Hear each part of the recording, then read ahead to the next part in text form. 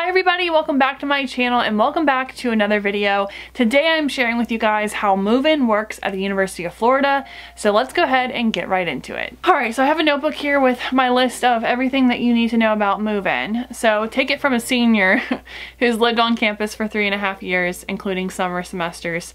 And I've moved in 3.5 times, not 3.5 times, 4 times total, moving in and moving out. So I've been there, done that, and this year, you know, with COVID, it's a little bit different, but I'm going to cover that at the very end of the video, so I'm going to have timestamps down below so you can skip around. But if you're new here, thank you guys so much for being here and watching this video. I woke up today and I had gained like 6 subscribers, so I'm really excited about that. So thank you if you're new here. I'm so happy to have you here and join the family. Don't forget to subscribe down below if you haven't already, and stay tuned for more college related content and UF advice. So there's that. So let's go ahead and get right into the first stage of move-in, which is pre-arrival. So the step for this is to basically select your move-in appointment when prompted via email. And the way you do this is you go to your housing portal. So you can Google hms.housing.ufl,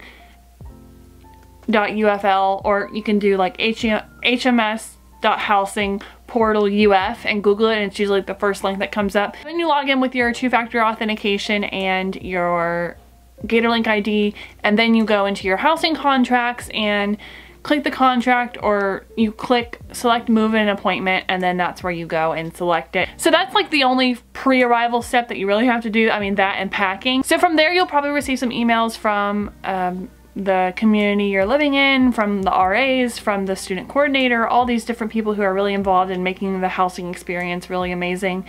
And you'll receive like move-in details and where to park and things like that. So that's helpful once you select your move-in appointment.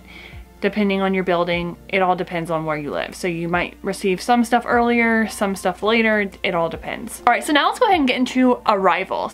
So the first thing you need to do is pull up to your dorm, whether you're driving or your parents driving or whoever's driving, and go get your key and fob. So the person you're with will stay with your stuff in the car, and you'll run in, get your fob and key from the front desk, and the RAs will probably, you know, say, oh, I'm so-and-so, I live on this floor. Yeah, I'm the RA for this floor. If you live on that floor, you'll get information, you'll be able to ask questions, etc. It's a very easy process.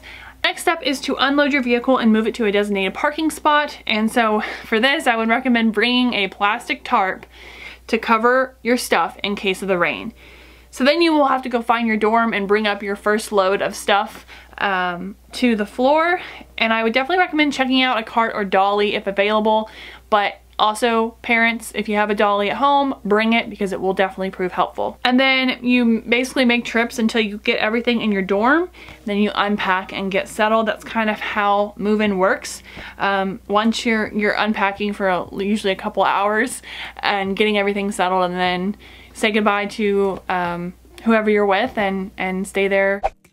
So now let's move on to tips for packing. So the first tip is pack in bags or boxes with handles. It's pretty easy to actually cut out handles out of cardboard boxes, like say an Amazon package box. You can easily cut a handle out of that and then be able to carry it instead of having to carry it from the bottom. Gainesville has a reputation for rain, so they call it Rainsville, obviously. But so just bring a tarp or something to cover your stuff with, just in case it rains, in case you have to move your car.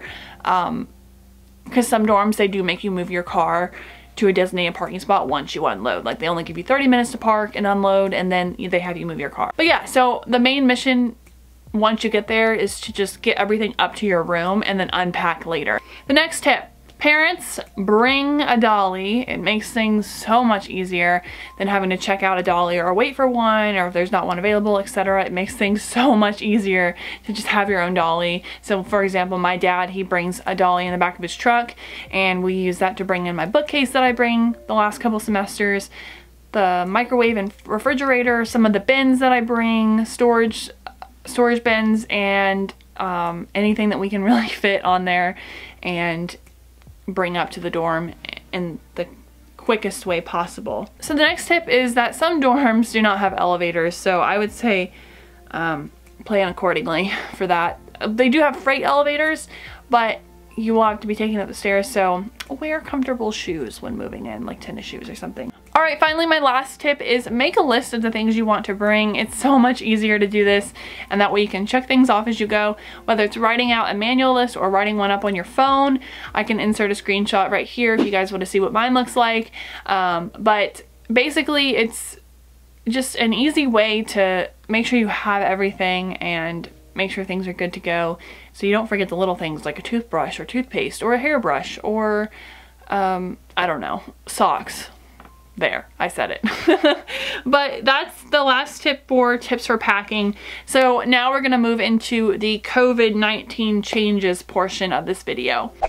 So some significant changes that they've had for this year include 2 people in an elevator max. So if there's 3 people who are moving in, mom, dad, and Gator, then one person will have to ride up with all the stuff in the elevator, and then the other 2 people will either have to take the stairs or wait for the next elevator. So that's gonna prove to slow things down a little bit for sure, but they're just taking a lot of precautions to ensure our safety and make sure that we're still following CDC guidelines and making sure that they keep everyone safe. So that's the one thing to keep in mind if you feel frustrated on move-in day because of all the changes, especially if you lived on campus before.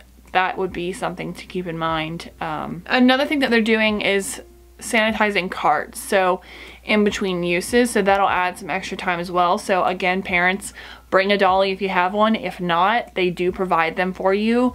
It's just there might be a little bit of a wait depending on how many students are moving in within a given appointment time. So yeah, that's that. So if you're watching this video beyond 2020, just know that these changes may or may not be still happening. If you have any questions, comment them down below. I can usually answer them. If I don't know, then I can direct you to possibly a website of some sort that will help you figure out the answer, and I can give you my best answer. So thank you guys so much for watching. Thank you so much for your support, and I will see you all in the next video. Bye!